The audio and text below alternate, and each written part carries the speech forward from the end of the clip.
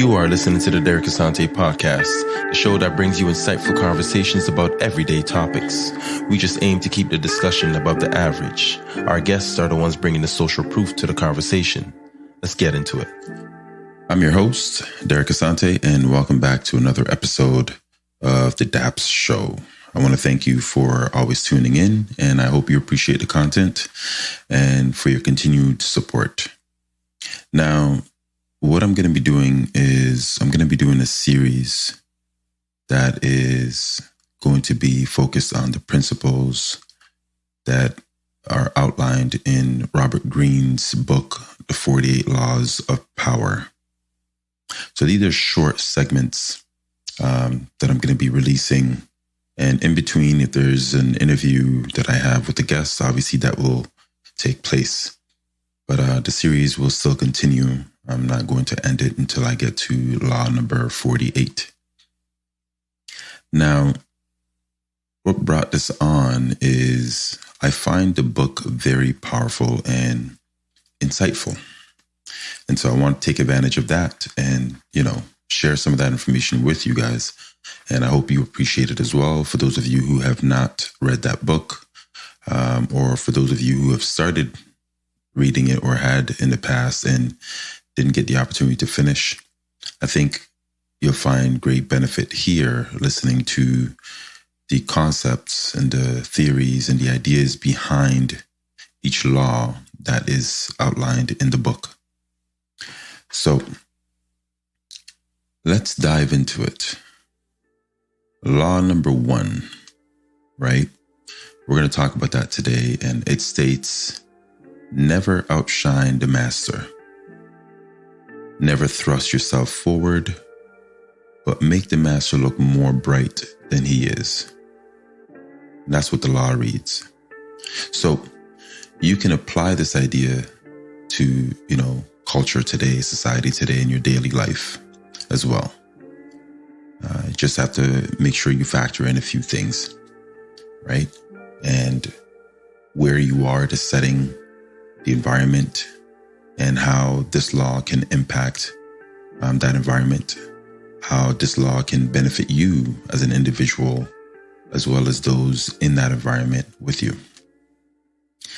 Understanding the value of humility and the ability to make others appear good, right, are the main themes of this first law. Now, it's important to realize that you will see, right, a lot of nuances and changes happening with you, as well as recognizing the changes in others. But more importantly, I want you to realize that you will be seen as more valuable and useful if you make the master appear good or favorable. Now, let's look at your job, for example. Right? It could mean that you're publicizing your boss or your team's achievements rather than constantly toting or speaking about your own accomplishments and achievements.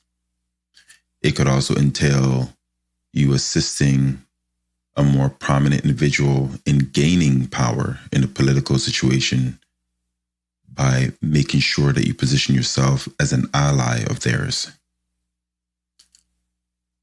Right? So those are just short scenarios that you can use this law. Now, I want to share with you a quick real life example of someone who has successfully applied this law. Someone we all know. So let's think about Oprah Winfrey and her friendship with Dr. Phil, right? And that serves as a perfect, illustration for this law. Oprah was already a popular talk show personality. But when she gave Dr. Phil his own program and supported his career, it enhanced her image and gave her more authority.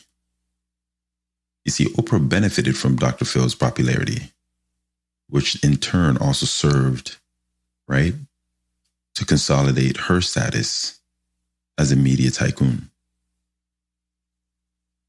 Now, here's someone who's already at the top of their game. They run everything. They have their own network. They are doing what they do.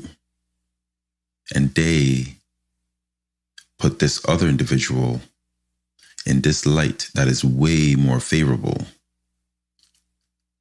than maybe was necessary.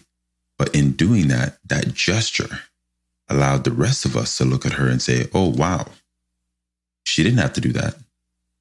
Why did she do that? That's incredible. Right? And now we look at her in a completely different light. And that is the benefit for her in doing that, in which that she did. And it's not to say that Dr. Phil was her master, but in that scenario, she played that role as if he were someone more important than her. But that's just what it takes.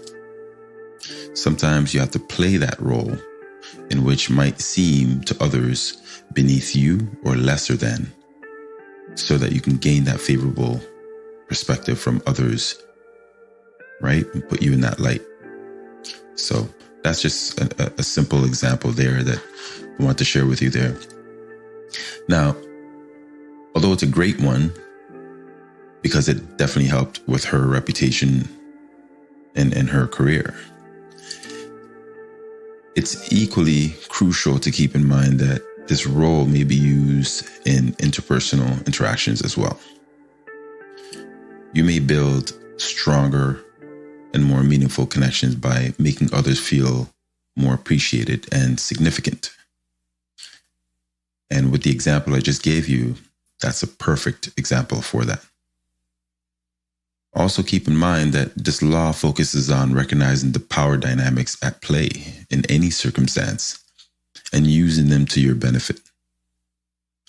It's important to realize that you may eventually increase your power and influence by making other people appear in a good faith and good light, more favorable than you.